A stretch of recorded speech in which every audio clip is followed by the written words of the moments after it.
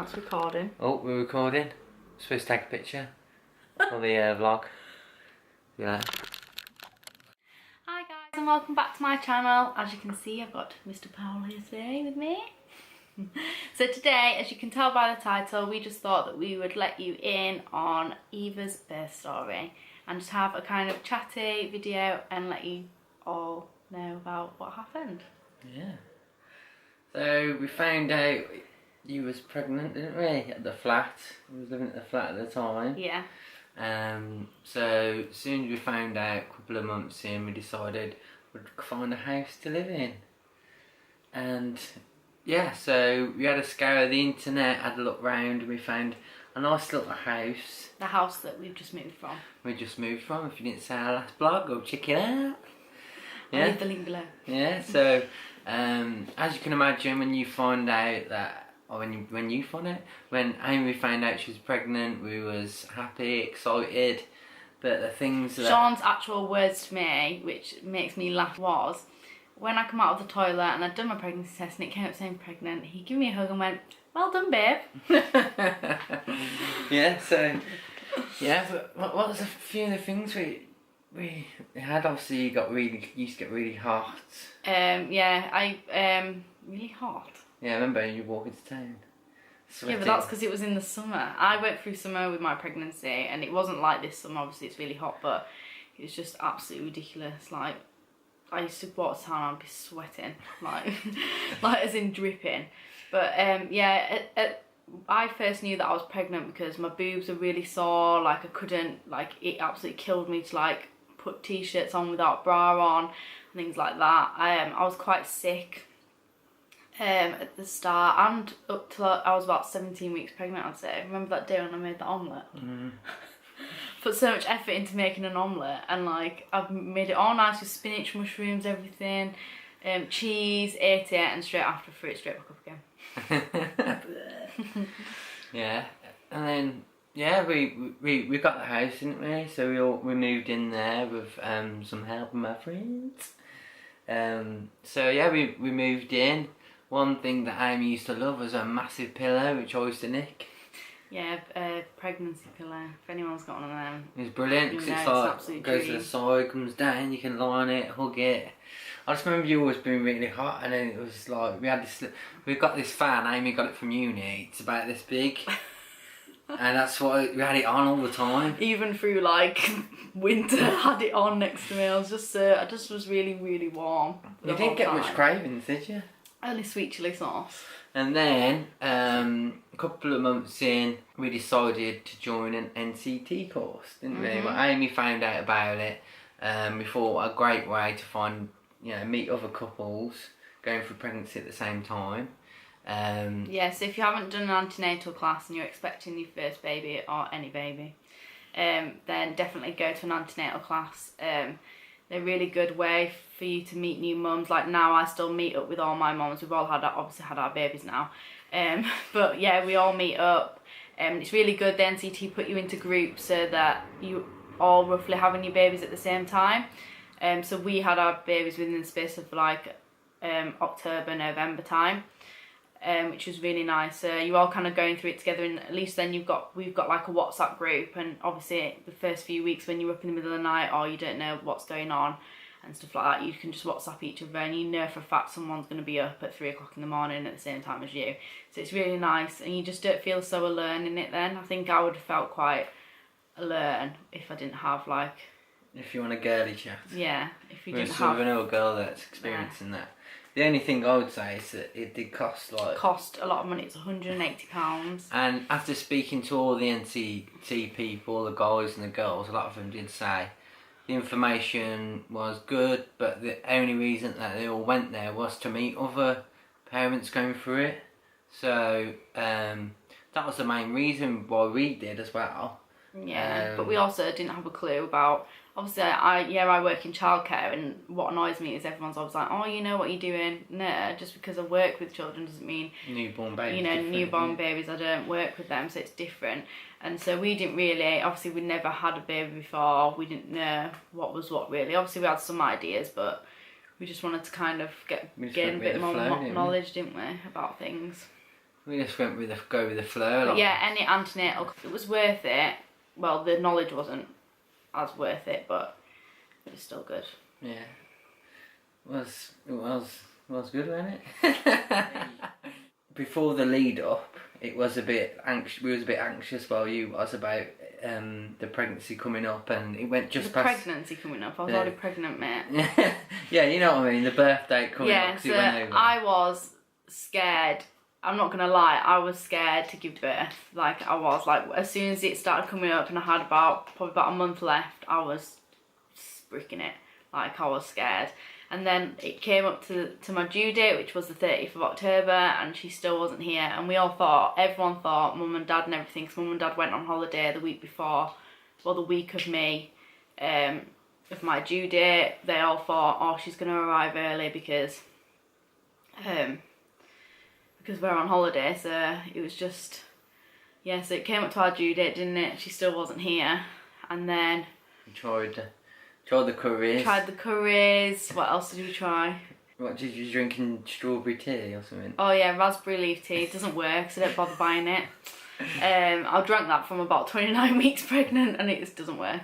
And we just tried all the things that you're meant to try, not the obvious one. But yeah, and it didn't work. So then I got 5 days overdue. Had a midwife appointment the day before, on the 4th day that I was overdue, and she said to me, if she doesn't come by the weekend, we'll book you in on the Monday for an induction. And that was the one thing that I was absolutely dreading. I did not want to be induced. I just didn't, because from going to the antenatal classes, and obviously you'll all know, but if you've had babies and things, it's obviously like a fake labour that starts you off, and I just didn't want that, because I just thought I'll be in there for hours. So that really scared me, and I didn't want to do that. But anyway, luckily the day after some little advice. Yeah, after some advice from my midwife, she told me to go home, run a bath and have a glass of Prosecco. So that's what I did. And I woke up at 3 o'clock in the morning, well that evening morning, and I started having my contractions. Yeah, 3 o'clock, wasn't it? So straight away I was a bit like, oh, what's going on? So I was like, let's go to the hospital. I was like, no, we're not going yet. They'll just send us home. I just started panicking a bit. I'm like, oh my god, like, should I ring him? So I ran the hospital like an hour, and it's like, she's gonna have a baby. And it's like, no, relax, you know, just relax. And that surprised me about Sean, because he's like the most laid back person ever. And then, what was that then? A couple of more hours and and then it started getting lower and lower. So at first they were about 10 minutes apart, weren't they? Only lasting for about 30 seconds. And then it got to like the morning, and I ended up falling asleep on the sofa. And by this point, when I'd fallen asleep, it had got down to 6 minutes, and they were lasting about a minute. And then I'd fallen asleep, and obviously because I'd fallen asleep, I woke back up an hour later, and they'd gone back to 10 minutes, so it slowed down. So after that, all my best advice to give you is I just kept walking around the whole time. I was upright, I didn't sit down, I just carried on walking. I was walking for hours, I'm not even joking, probably walked a marathon. I was walking just around the house in circles, and it helped me so much. Like, it made my labour go faster, and it was just keeps your baby in the correct position that it's meant to be in, keeps them low down, or if you don't want to walk around, bounce on a birthing ball. I didn't have one, but they're meant to be really good as well. Yeah, you used the TENS machine, I used a TENS machine as well. That was really good until the point when I got to, well, we left it, didn't we, till about 4 o'clock in the evening. Rang the midwife up, and at this point my contractions were every 2 to 3 minutes, lasting 1 minute 30. So she was literally like, yeah, come up now, like, you need to come up. And during that time, they said always prepare, so I made us some cheese sandwiches. I got some sweets together, which was brilliant. Yeah, because Sean did when I was in labour, was fucking eating sandwiches. And then, as you can imagine, from 3 o'clock all the way till 4, I remember it got to about 3 and Amy was still doing the contractions. I rang them twice by now, and I had the scores up, and Amy was in the kitchen, like. Next thing you know, I fell asleep, and Amy was like, ah, what's up? Woke up. No, I didn't go out. I went, because he was doing the contraction timer thing on his phone. I went, there's another And he went, oh. Woke up, and then by the third time I rang him, I said, look, we come in now, and she's like, that's fine.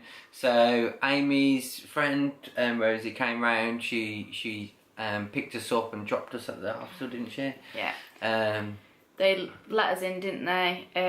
Well, we was walking in, weren't we? And then we got into the hospital. Amy was pacing up and down, and then the woman who was our midwife was it called a midwife? Yeah. Yeah, a midwife. She was like, do you want me to check how far dilated you are? So I was like, she goes, I don't have to if you don't want you to, but I wanted her to because I wanted to know, like, for my own sanity. I wanted to know, like, where I was at. So she checked me anyway, and then she was like, oh, you're 6 centimetres, like, I better, like, get the pool going, because I had a water birth, you see. So she started running the bath, didn't she? And then I got in the bath. Yeah, and then this was about 5 o'clock, I'd say, in the evening. I got into the pool, and literally it just went from there. She gave me 2 cocodamols, and she said to me I could have gas and air if I needed it, which I did have it, but I didn't really use it. And she said to me it wouldn't work because of how quick my labour went, really, really quick, and how quick it went. The gas and air didn't take effect on me, but I just liked it because I was holding it and chewing the thing that you were biting down on, the thing that you suck on. But yeah, so I would, if I can recommend anything, the water birth. It was amazing. It just helped with the pain so much. But yeah, and then at 6:55 p.m. Eva arrived. Well, I felt my waters go. My waters actually broke in the water. I felt them pop.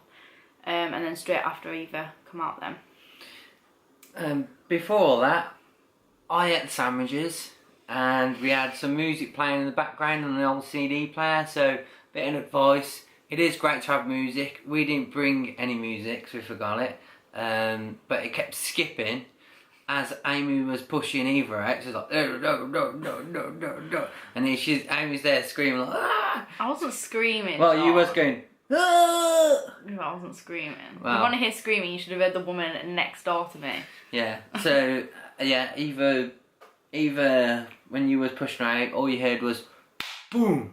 Eva comes flying out, hits the bottom of the pool, and the woman was like, look at your beautiful baby. This is the one on the right side. On the left one was like, stop saying that and get her out.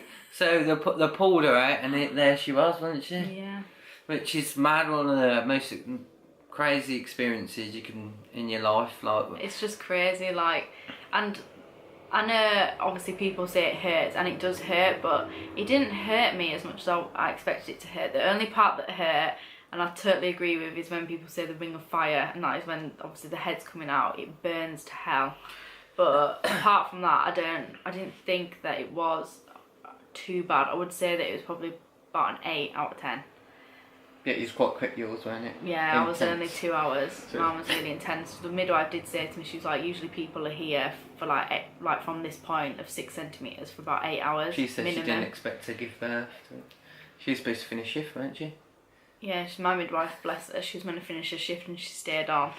Because I was so quick. She wanted to stay on and see Eva be born. So that was really nice, and she was then absolutely amazing. Yeah, it's crazy. It's like you see this little person which you both created, and it's like, wow. And she was there, just cutie. Crying for hours. Yeah, so, yeah, that was pretty much it. And then we had quite a wait before the doctors came out, but they all done a brilliant job, didn't they? Yeah, like, I think at the Meadow moment, Sweet is called, wasn't it? You was the only one to get put in there, wasn't you? Which was not the only one in the world. The only one from our NCT. Yeah. You was the only one to get put in there. Yeah, well, you was at the group. Sectioned off. Yeah, so it was really nice. It was nice and relaxing, and then we had to. Then I had to stay overnight because after obviously giving birth, I needed stitches, so I had to have stitches done. And then I went in the shower and I fainted. So when I fainted, Sean had Eva at this point, and she said to me, do you want to come and have a shower and like get clean and stuff? And so I went and had a shower. Obviously this was in our private room still, so I thought I'll take advantage of a shower that's just mine at the moment. So I went to have a shower, and then yeah, so then I fainted, and then I had to stay overnight because they didn't want to let me go home, really. So, and by this point, by the time everything was finished with it, it was about 11:30, 12:15, wasn't it? And they just said to stay over, and then Sean had to go home, and it was... I stayed with Bella. Yeah, and Sean stayed with Bella at home. It was really nice, obviously first night with Eva and stuff, but it just would have been nice if you were there. Yeah, that was a crap part of leaving. Because I thought we got there quite early, and then she was born, give birth early, and they normally make you stay overnight now, don't they? But yeah, thankfully the doctors checked everything was great. Your mum and dad came down and picked us up. We put her in the front room. She was asleep most of the time, weren't she? And it's literally like one of them moments as well where we all got in and she was just in a car seat and we just put her down in the middle of the floor and we all just looked at each other and like, well, what do we do now? Like, when everyone left, me and Amy was just like, we got a baby. What do we do? Yeah, so... But it is the most surreal thing in the world. Like, you just wake up and you're like, oh my god, like I've got this little person. Like, it is crazy, but it's one of the best things in the world. Yeah, so that's Eva's birth story. Yeah, so I hope you've enjoyed our little chatty video today. We thought we'd just do something not different, but just sit down and have a chat with you guys, and like, and obviously the video is obviously a bit bitty because obviously it's been 9 months now, and as Sean knows, I forget everything. Like, I can't remember things. And I'll tell her to make me a sandwich if forgets. And obviously things like birth story, obviously it's when you're in pain and things, it's hard for you to kind of remember what you were thinking and things at that time. It's just good to document it as well, and if any of you guys who watched our vlogs one after the other, thanks for watching them, and we just want to give you a little insight if obviously you wouldn't know the story of your birth plan. So but if you do want to read more about my birth story, I'll leave the link to my blog post below, because I did write a blog post on it about a week and a half after I'd given birth to Eva. After I'd given birth to Eva. So that will be down below for you guys, so you can read, because that will be probably more detailed and a bit better, like in timeline than this video. But I hope you've all enjoyed it. If you have, then give it a thumbs up. Don't forget to comment. I would love to hear about your birth stories. Subscribe. If you had anything. See what I mean? Just talk to the top of me. Go on. If you've had any similar birth stories, or you want to let me know about your birth story, then I'd love to hear from you, so comment below. And we will see you in the next video. Bye-bye.